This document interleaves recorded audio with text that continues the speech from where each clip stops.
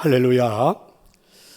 소록도에서 한센병 환자들을 위해서 43년간 봉사했던 그 마가렛 피사렉 간호사가 올해지요 8월 29일 향년 88세 나이로 하나님의 부르심을 받으셨습니다. 그래서 이분의 죽음을 우리나라 그 메이저 방송에서도 뉴스로 방송을 했던 적도 있지요. 폴란드 태생의 오스트리아 국적을 소유한 이분은 인스부르크 간호학교를 졸업하고 그 다음에 다미안 선교재단을 통해서 1960년 우리나라 전남 고흥군 소록도에 의료 선교사로 파송이 됐습니다. 그리고 우리나라에서 약 40년간 그 소록도 병원에서 한센병 환자들을 치료하고 또 그의 자녀들을 돌보는 그와 같은 일들을 감당했던 사람입니다. 그리고 이제 그 모든 사역을 마치고 한국에서 은퇴를 하고 돌아가게 되었는데, 그분이 사역을 마치면서 고백했던 이야기가 매우 인상적입니다. 한마디로 그동안 40년 가까이 사역했던 우리 선교 사역을 놓고 이분은 한마디로 이렇게 표현을 했습니다. 나는 정말 행복한 삶이었다라고 말입니다. 사실 우리가 생각할 때는 잘 이해가 되지 않습니다. 대부분 많은 사람들이 또 돈에서 행복을 찾기도 하고 어떤 성공에서 행복을 찾기도 하고 권력에서 행복을 찾기도 하고 그러는데, 그 소록도에서 한센병 환자들을 돌보는 일이 여러분 우리가 아무리 생각해 봐도 참 만만치 않지 않습니까? 저러다가 똑같은 한센병에 걸리는 것은 아닐까, 늘 일그러져 있는 걸굴의 모습, 꿈에 나타날까 봐 걱정하는 그런 모습들, 그런 환자들을 돌보는 일들이 그렇게 행복한 일일까? 아무리 생각해 봐도 참 힘들고 어려웠을 것 같다, 이런 생각이 드는데 이분의 고백은 의외였지요. 내 인생에 참 생기가 있었고 보람이 있었고 가치 있는 인생, 그래서 나는 행복한 삶을 살았다라고 고백을 한 겁니다. 성도 여러분, 선교하는 일들이 이렇게 행복한 일이 될 수 있을까? 지금 우리는 9월 10월 전도 축제를 하고 있습니다. 그래서 오늘은 선교의 그 자체를 행복하게 생각했던 많은 사람들의 그런 이야기, 특별히 오늘 본문의 말씀을 통해서 우리도 한 번쯤은 선교하는 현장에, 적어도 나 개인 우리 교회가 그런 해외 선교에도 한번 깊이 생각을 해봐야 되지 않을까 해서 오늘 한번 말씀을 생각해 보려고 합니다. 성도 여러분, 만약에 우리 교회가 선교사를 파송한다면 어느 나라로, 어디로 보내면 좋을까? 만약에 우리가 그렇게 한다면 어디로 보내면 좋을까? 혹시 여러분 영국에 선교사를 보내는 것은 어떻게 생각합니까? 현재 여러분 영국에서 선교사가, 한국에서 파송한 선교사가 사역을 하고 있다는 말을 여러분 들어본 적은 있습니까? 현재 지금 영국이라는 나라의 전체 인구의 3% 미만이 크리스천이라고 그러죠. 그러니까 3%가 채 되지 않는다고 그래요. 학교에서 매주 교회를 다닌다는 말을 하면 이상하게 쳐다보는 나라가 됐지요. 이제는 모슬렘이 더 많은 나라가 되어버렸습니다. 그런데 우리가 아는 것처럼 영국이라는 나라는 우리나라 최초의 순교자인 토마스 선교자를 우리나라에 파송했던 그런 나라입니다. 세계 부흥의 역사가 시작된 곳, 시발점이 되었던 나라도 영국입니다. 영국 웨일즈에 있는 모리아라는 작은 교회, 이 교회에서 일어났던 기도운동, 부흥의 운동이 세계 부흥운동에 불을 지폈던 그러한 뛰어난 민족이기도 했지요. 특별히 모리아 교회의 성도들은 소수였습니다. 그런데도 그들이 한 마음을 가지고 기도하면서부터 전 세계에 불을 지폈던 그런 나라죠. 하나님의 마음, 하나님의 소원을 위해서 함께 목숨을 내어놓고 선교했고 기도했고 전 세계에 성령의 불을 지폈던 그런 나라가 바로 영국입니다. 그 자그마한 교회에서 함께 기도함으로 지구촌 반대편에 있는 이 대한민국 여기까지 부흥의 불길이 불타오르게 했던 나라이죠. 영국이라는 나라는 잘 사는 나라, 힘 있는 나라입니다. 한때 여러분 기독교가 국교였던 나라에 여러분 우리나라에서 선교사들을 그곳에 파송해서 선교를 하게 한다. 언뜻 보면 우습게 보일 수도 있지요. 하지만 하나님의 마음으로 보면 거기에도 선교가 이루어져야 하는 나라가 아닐까. 왜냐하면 3%가 채 되지 않는, 이제는 거의 사람들이 교회를 잃어버리고 교회를 떠나버린 그런 민족이 되어버렸다는 거죠. 그러니까 하나님의 마음은 그 나라에, 그곳에, 그 백성들에게도 선교하기를 원하고 있다는 것입니다. 중요한 것은 그 옛날 영국의 모리아 교회 성도들처럼 이제 우리들도 하나님의 소원을 위해서 빚진 마음으로 그들을 위해서, 아니 이 땅에 수없이 많은 하나님의 백성들을 위해서 기도한다면 오히려 복음의 역사가 전 세계에 일어나지 않을까 믿을 수 있기를 축원합니다. 구약 성경에 보면 요나라는 선지자가 나오죠. 하나님께서 그를 니느웨에 선교사로 파송하려고 합니다. 하지만 요나는 거부했습니다. 왜 그랬을까요? 하나님의 마음을 모르기 때문이 아니겠습니까? 여러분, 니느웨라는 그 성은, 그 수도는 바로 아수르라는 나라의 성이요 수도였죠. 그런데 아수르라는 나라는 북왕국 이스라엘을 멸망시켰습니다. 그리고 이제 호시탐탐 남왕국 유다도 무너뜨리려고 하고 있지요. 그러면 나라의 크기, 그리고 그 나라의 발전, 힘, 이 모든 것들을 비교해 보면 이스라엘, 예루살렘과 비교가 되지 않습니다. 그들이 발전하면 발전할수록 어쩌면 이스라엘이 멸망할지도 모른다는 게 요나로부터 많은 사람들의 생각입니다.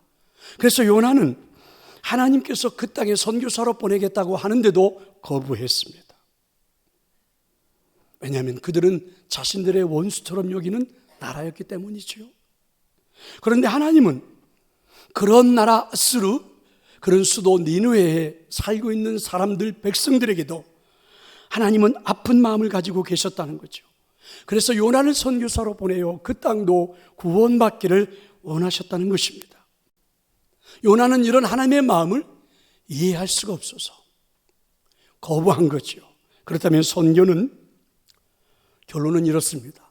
하나님의 마음을 이해해야 가능한 것이 아닐까 믿으시기를 축원합니다. 오늘 우리에게 주는 도전이 있죠. 하나님의 마음을 우리가 소유해야, 그리고 하나님의 소원을 우리가 소유해야, 그리고 우리의 선교적인 지경도 넓혀질 수 있다는 것입니다. 선교는 하나님의 마음이요 하나님의 소원이기 때문입니다. 선교는 하나님의 마음으로 이 세상을 바라볼 때 시작될 수가 있기 때문에 그렇습니다. 여러분, 내 마음을 가지고 세상을 본다면, 그리고 나의 소원을 가지고 세상을 본다면 결코 할 수 없는 일이 선교입니다.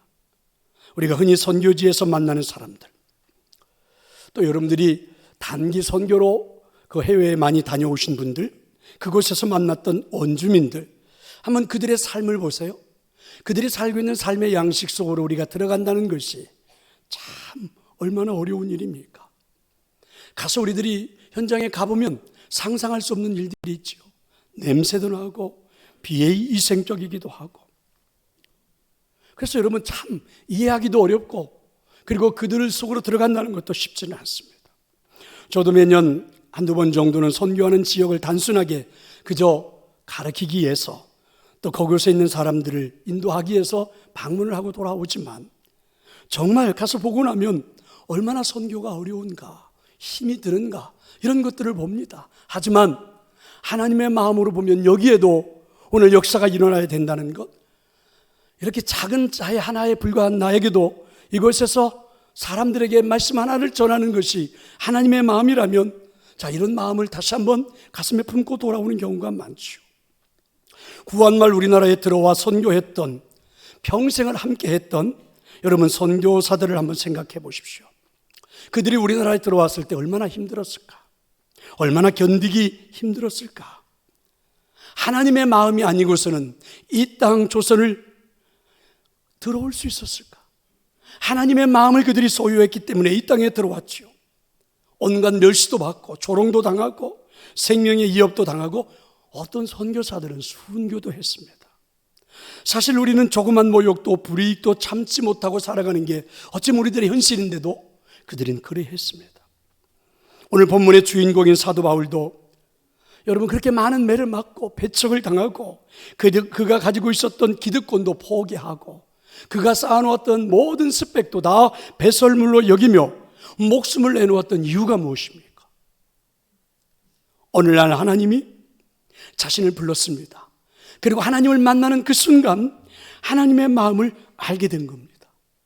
어떤 하나님의 마음을 알았기 때문에 사도 바울이 선교사로 평생을 바쳤을까요? 하나님이 자신을 버리지 아니하시고 불러주셨던 것처럼, 나를 위해 십자가를 지셨던 것처럼 그 누군가를 위해 동일한 마음을 하나님께서 가지고 계신다는 것을 깨달아 알게 되었기 때문이겠죠. 하나님이 자신을 그렇게 오랫동안 기다리셨던 것처럼 이 땅에 하나님을 알지 못하는 사람들을 애타게 기다리고 계신다는 것을 깨달아 알게 되었기 때문에 선교하는 현장에 서지 않았을까? 그 하나님의 소원 앞에서 사도 바울은 그래서 결심합니다. 내가 그리스도 외에는 그 어떤 것도 나는 알고 싶지 않다, 이렇게 말입니다. 자, 여러분, 오늘 우리가 읽었던 2절의 말씀입니다. 우리 같이 한번 2절의 말씀을 읽어보도록 하겠습니다. 내가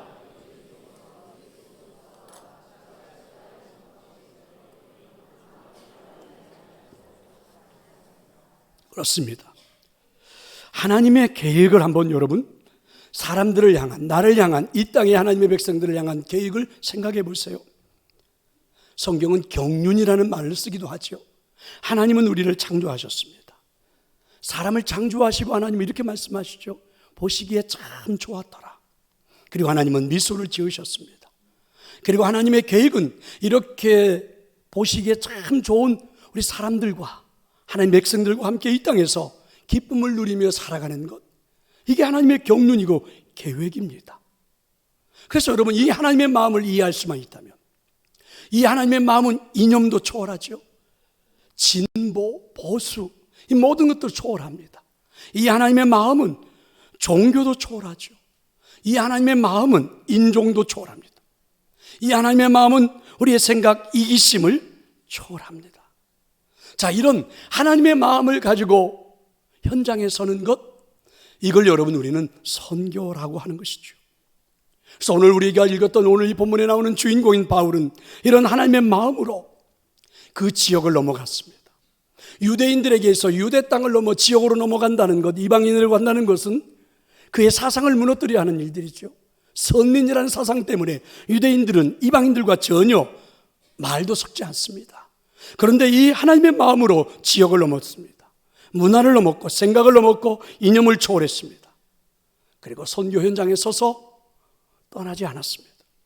나를 구원한 하나님의 마음이 누군가의 구원도 애타게 기다리고 계신다는, 바라보고 계신다는 그 하나님의 마음을 체험했기 때문에 그렇죠.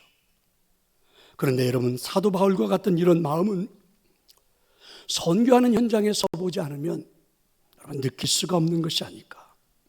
그래서 우리가 선교하는 지역을 넓게 하는 이유가 되기도 하죠.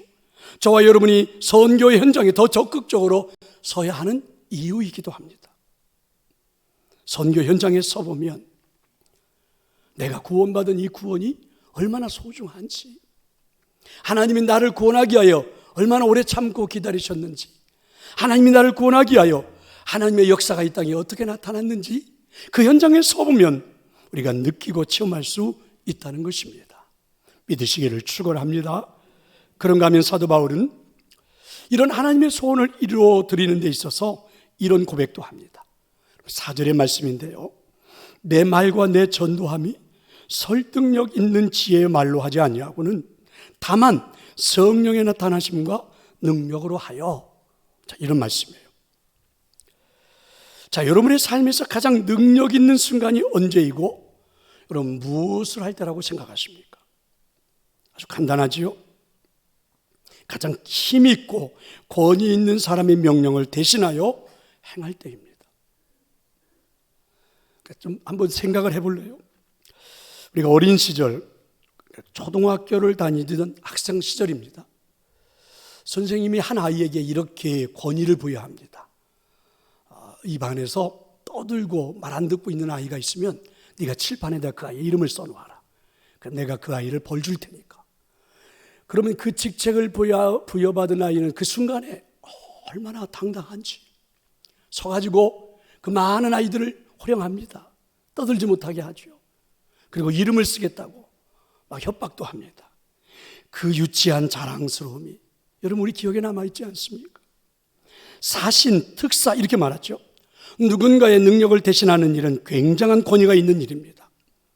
우리들의 삶, 그리고 우리 교회 사역의 가장 큰 능력은 바로 하나님의 사역을 대신하는 사신이 되고 특사가 되는 그런 것들이죠. 무슨 말입니까? 저와 여러분이 선교하는 현장에 서서 일할 때가 가장 큰 능력이 나타난다는 그런 말입니다. 왜 그럴까요? 하나님을 대신하고 있는 일이기 때문에 그렇습니다. 그러면 여러분, 내가 하는 선교는, 우리 교회가 하는 선교는 단순한 일이 아니죠. 여러분, 초라한 일이 아닙니다. 그저 적선을 베푸는 그런 일이 아니란 말입니다. 세상에 가장 큰 능력을 발휘할 수 있는, 하나님의 역사를 보여줄 수 있는 최고의 사역이란 말이죠. 그래서 오늘 하나님 주신 말씀에는 이렇게 되어 있습니다. 성령의 나타남과 능력으로. 굉장하지 않습니까? 선교소로 일하는 순간, 선교하는 현장에 서는 순간 성령의 하나님이 나타나고 성령 하나님의 능력이 나타나고, 이게 오늘 말씀이에요. 사실은 여러분, 나의 힘, 나의 지혜, 나의 능력, 이런 것들과 상관없이 여러분 그 현장에 서기만 하면 이런 성령 하나님이 나타나기 시작한다는 그런 말씀입니다. 한번 예를 들어볼까요? 인도네시아에서 있었던 일입니다. 한 목사님이 교인들, 특별히 단기 선교를 떠나기 위해서 교인들과 함께 인도네시아 선교지에 갔던 거죠. 평상시 이분은 신유의 능력을 제대로 한 번도 사용해 본 적이 없었다 그래요. 그래서 이제 인도네시아 선교 현장에 섰는데, 그 오지에 들어가게 되었는데, 그곳 원주민들에게는요, 목사님을 본다는 게 그리 쉬운 일이 아닙니다. 너무나도 귀했기 때문에 자기들이 선교하고 있는 그 현장에 선교사가 목사님을 모시고 왔다고 하니까 많은 사람들이 몰려들었습니다. 말씀도 듣고, 그 중에 어떤 사람들은 우리를 위해서 병을 고쳐달라고, 기도해달라고 부탁하는 겁니다. 그러자 이 목사님이 난감해졌어요. 자신은 그동안의 신유의 능력을 사용해 본 적도 없고, 자신이 기도해서 누군가가 고쳐졌다는 말을 한 번도 들어본 적이 없는데 내게 그런 능력이 나타날까? 그런 역사가 일어날까? 난감한 표정을 짓고 있는데 그 중에 선교하는 선교사가 옆에서 한마디 거둡니다. 목사님, 기도해 주세요. 그래서 어쩔 수 없이 그 지역에 있는 그 원주민들을 위해서 기도하기 시작했죠. 그런데 놀라운 일이 벌어졌습니다. 기도한 후에 병자들이 낫기 시작한 겁니다. 다른 곳에 가서도 기도했는데 동일한 역사들이 일어난 겁니다. 그래서 그 목사님이 이런 고백을 했습니다. 내가 믿지 않아도 선교하는 현장에 섰더니 하나님의 능력이 나타나더라. 왜 그렇습니까? 선교는요, 하나님의 능력으로 대신 일을 하는 것이기 때문에 바로 하나님의 역사가 나타나는 것인 줄로 믿습니다. 혹시 여러분 박세록 장로님이 써놓은 사랑의 왕진 가방이라는 책, 여러분 그곳에서 이분의 간증 이야기를 본 적이 있습니까? 이런 이야기입니다. 한 북한에 살고 있는 여인이 도저히 가난하고 먹을 게 없어서 살아갈 수가 없어서 두만강을 건너 중국으로 넘어온 겁니다. 먹을 것을 좀 찾고 얻기 위해서. 그런데 이제 와서 보니까 중국 공안에 잡히게 되면 안 되기 때문에 어쩔 수 없이 그 박세록 장로님이 경영하고 있는 그 병원 지하방에 숨어들게 된 거죠. 그래서 이 장로님은 그 방에 계속 음식을 넣어주고, 그리고 그 방에는 성경을 비치해 두었다고 그러죠.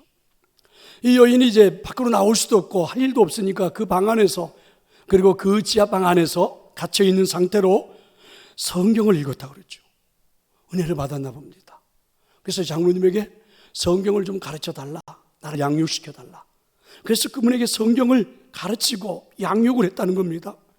그랬더니 이분이 어느 날 다시 두만강을 건너 북한으로 건너가겠다는 겁니다. 그런데 음식을 아무것도 준비된 게 없어요. 음식을 가지고 가야 자기의 가족 식구들이 사는데, 그런데 그런 것도 전혀 없는데 그저 성경을 가슴에 품고 목숨을 걸고 건너가겠다고 하면서 간 겁니다. 병원에서 선교했던 분들은 이연을 보내놓고 계속해서 기도했대 그래요. 잘 돌아갈 수 있도록. 그런데 전혀 소식이 없던 그 여인이 1년 후에 다시 병원에 나타난 겁니다. 너무 반가워서 어떻게 된 것이냐고 물었더니 이 여인이 이렇게 이야기를 했습니다. 지난번에 강을 건너가다가 경비병들에게 붙잡혔다는 겁니다. 그리고 이제 경비병들이 자기 몸을 수색하다 보니까 자기 몸 안에서 품고 있었던 성경을 발견했대요. 그래서 이 성경을 어디서 소유했고 어떻게 가지고 들어왔는지를 묻기 시작했고 대라는 겁니다. 근데 만약에 그 이야기를 했다가는 어떻게 해요? 그 장로님도 위험해질 것 같아서 대답을 하지 않았대요. 그랬더니 고문을 시작했는데 손톱을 뽑히는 그런 고문을 당했대요. 그러다가 너무너무 힘들어가지고 정신을 잃어버렸다는 겁니다. 그런데 깨어나서 보니까 자신을 고문하고 있는 그 청년의 얼굴이 눈앞에 크게 보이면서 갑자기 이런 생각이 들더래요. 이 청년도 나처럼 예수님을 영접하고 구원받았으면 좋겠다, 이런 생각이 들더란 말입니다. 그래서 이 젊은이를 위해서 눈물을 흘리며 기도했다는 겁니다. 자신의 손톱을 뽑고 자신을 고문하는 젊은이인데, 그리고 그 청년의 얼굴을 보는 순간 눈물을 흘리고 계시는 예수님의 모습이 그 청년의 얼굴에서 보이더래요. 그래서 그 청년의 목을 얼싸안고 울었다 그러지요. 자, 그러고 이제 수용소에 보내졌고 석 달을 지낸 다음에 이분이 자기 동네로 들어가서 교회를 세웠습니다. 지하교회, 스데반 교회라는 지하교회를 세웠는데 성도들이 7명이랍니다. 이분들이 함께 모일 수가 없어서 사람들의 눈을 피해서 한 번은 2명, 또 2명, 또 다른 2명 이렇게 모여서 저녁마다 이들의 눈물을 흘리며 뜨겁게 기도한다고 그랬죠. 이 북녘 땅에도 하루속히 복음이 전해지기를, 하나님의 역사가 나타나기를요, 그렇게 기도한다는 겁니다. 장로님이 그분의 그 이야기를 가만히 듣다가 보니까 손톱을 뽑히면서까지도 주님을 버리지도 않았고 자신들이 하고 있는 선교 사역을 말하지도 않은 그 여인 앞에서 부끄러움을 느꼈대요. 그래서 장로님이 이런 질문을 던졌다고 그러죠. 그런데 이번에는 그 어려운 그런 일들인데 왜 또다시 두만강을 건너 이곳에 오게 되었습니까? 라고 물었대요. 그랬더니 이분이 뜻밖의 이런 대답을 했습니다. 내가 아는 게 없어서, 성경을 우리가 읽긴 하지만 아는 게 없어서 너무너무 답답해서, 그래서 저에게 좀 성경을 좀 가르쳐 주세요. 성경을 배우기 위해서 다시 강을 건너왔다는 겁니다. 그러니까 이 여인은 목숨을 걸고 영의 양식을 구하러 다시 그 두만강을 건너온 거예요. 성도 여러분, 이 일이 우리가 생각할 수 있는 인간의 능력으로 가능한 일일까? 여러분, 이런 일들이 우리 사람들의 생각으로 가능한 일들일까? 이런 걸 여러분, 우리는 뭐라고 하면 좋습니까? 성령의 역사요, 성령의 능력이 나타난 것입니다. 그런데 이런 건 어디에서나, 여러분, 선교하는 현장에서나 볼 수 있는 하나님의 역사였던 것입니다. 오늘 바울도 본문에서 이 사역을 통해서 수도 없이 이런 성령님의 능력을 체험했다라고 간증하는 겁니다. 그래서 5절은 이렇게 고백했잖아요. 너희 믿음이 사람의 지혜에 있지 아니하고 다만 하나님의 능력에 있게 하려 하였노라. 그렇습니다. 나의 지혜로, 나의 능력으로 여러분 하나님의 소원을 이루어드리는 것이 아니라는 것이죠. 그저 우리는 순교하는 마음으로, 순종하는 마음으로 선교하는 현장에 섰더니 성령님이 연약한 우리를 돕기도 하고 성령님의 역사가 그 현장에 나타나기도 하더라, 이렇게 말씀했습니다. 저는 이 말씀을 준비하면서 매우 흥미로운 생각이 듭니다. 하나님께서 제일 기뻐하신 일 중에 하나가 우리에게, 나에게 위임된 하나님의 능력을 쓰는 일이 아닐까? 한번 깊이 생각해 볼래요? 내가 예수 그리스도를 구주로 영접하고 구원받는 그 순간 내게는요, 위임된 하나님의 능력이 나타나고 있다는 거죠. 그런데 그 하나님의 능력을 잘 쓸 수 있는 길이 무엇입니까? 잘 활용되어질 수 있는 길이 무엇입니까? 바로 선교하는 현장에 서는 일이죠. 그게 바로 선교입니다. 우리가 흔히 말하는 예수님의 지상 명령을 마태복음 28장에 나와 있다 그러고 마가복음 16장이라고 그러죠. 특별히 마가복음 16장 15절은 이렇게 말씀합니다. 또 이르시되 너희는 온 천하에 다니며 만민에게 복음을 전파하라. 여러분, 온 천하에 다니며라는 말에 주목해 보았으면 좋겠습니다. 하나님께서 우리들에게 주셨던 이 비전, 하나님께서 우리에게 주셨던 이 능력, 이 역사는 여러분, 우리가 지경이 얼마나 크고 넓은지, 전 세계 어느 곳에서나 다 통할 수 있다라는 그런 말씀입니다. 리고런 목사님이 쓴 목적이 이끄는 삶에 보면 이 리고런 목사님은 이런 고백을 했더라고요. 크리스천은 선택을 해야 된다는 겁니다. 어떻게요? 우리는 세상적인 크리스천이 될 수도 있고 세계적인 크리스천이 될 수도 있다. 그래서 선택을 해야 된다는 겁니다. 무슨 말입니까?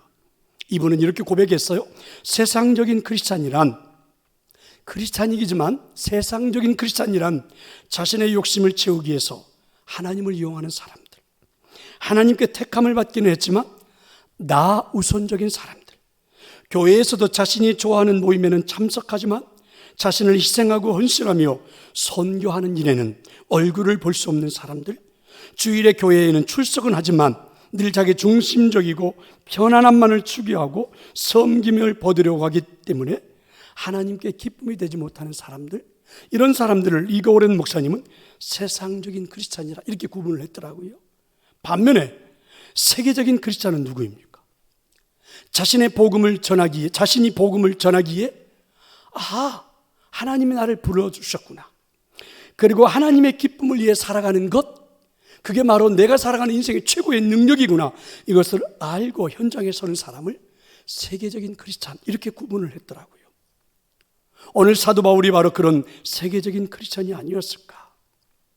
그래서 1절은 이렇게 말하죠. 형제들아, 내가 너희에게 나아가 하나님의 증거를 전할 때에 말과 지혜의 아름다운 것으로 아니했다. 무슨 말입니까? 선교하는 현장에 섰을 때에 나는 내 지혜를 가지고 포장해서 한 적이 없다. 누가 나를 알아줄 때 움직인 것도 아니다. 무엇 때문입니까? 하나님께서 나를 사용하고 계심에, 바울의 고백이에요. 하나님께서 나를 사용하고 계심에 너무너무 기뻐하고 흥분하면서 살았다는 것이죠. 흥분하면서. 그래서 그 영적인 기쁨이, 그 영적인 흥분이 사람들에게 감동을 주더라.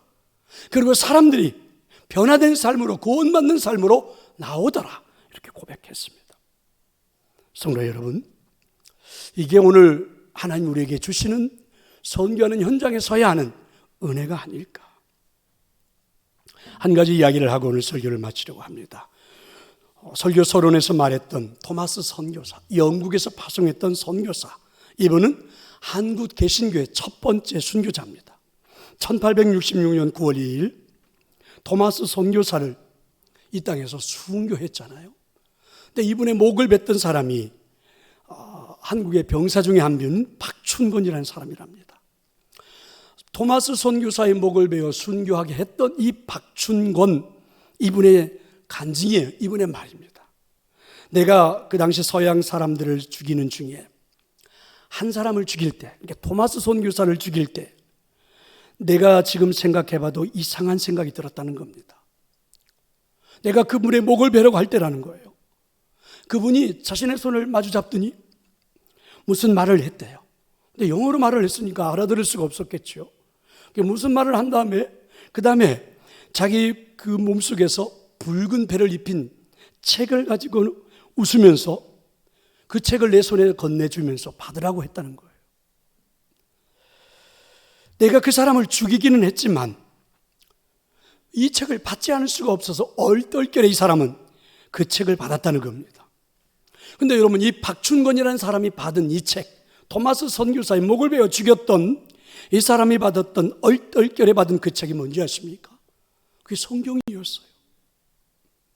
토마스 선교사의 목을 치고 받은 그 박춘건이라는 사람은 이 성경이, 이게 성경이라는 것을 후일에 알았다는 이야기죠. 그리고 이분은 회개했습니다. 그리고 1899년 세례를 받았습니다.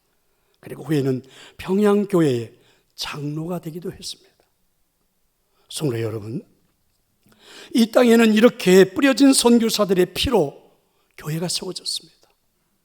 그리고 그 교회를 저와 여러분이 지금 다니고 있는 거죠. 그리고 살고 있는 이 땅에는 이렇게 뿌려진 선교사들의 보혈의 피로 복음이 우리에게 접할 수 있게 되었고, 그리고 우리가 구원을 받을 수 있었습니다.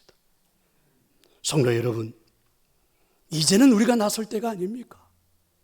우리에게 선교사를 보내 이 땅에서 처음 선교사가 되게 했던 영국이라는 나라는 이미 여러분 세속으로 세상으로 흘러가 버려 크리스찬들이 믿는 사람들이 없어진 나라가 되어버렸습니다. 이제 하나님은 오늘 저와 여러분을 세워서 그와 같은 땅에 그리고 이 전 세계에 선교적인 사명 감당하라고 오늘 우리에게 하나님 말씀하는 것이 아닐까요? 저는 그렇게 오늘 말씀을 생각하는데 여러분은 어떻습니까? 그러면 우리가 왜 그 선교적인 일들을 감당해야 되는 것입니까? 성경은 이렇게 오늘 우리에게 말씀하죠. 그게 우리 그리스도인들의 삶이라고. 그게 여러분 그리스도인들이 살아가는 삶의 능력이라고.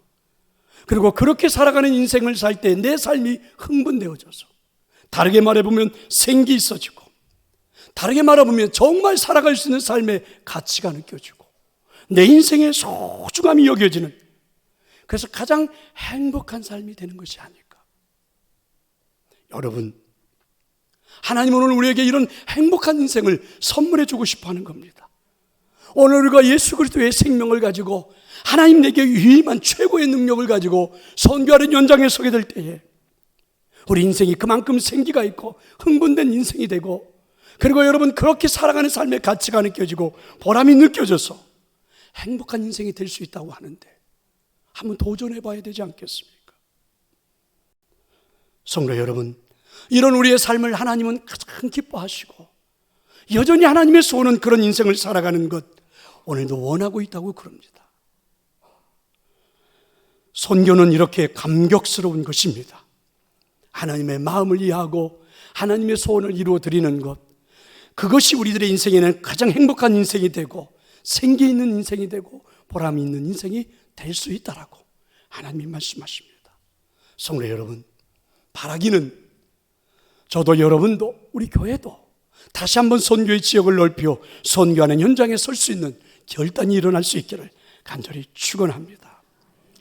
오늘 우리 이제 함께 찬양해 보려고 합니다. 오늘 말씀을 드렸던 것처럼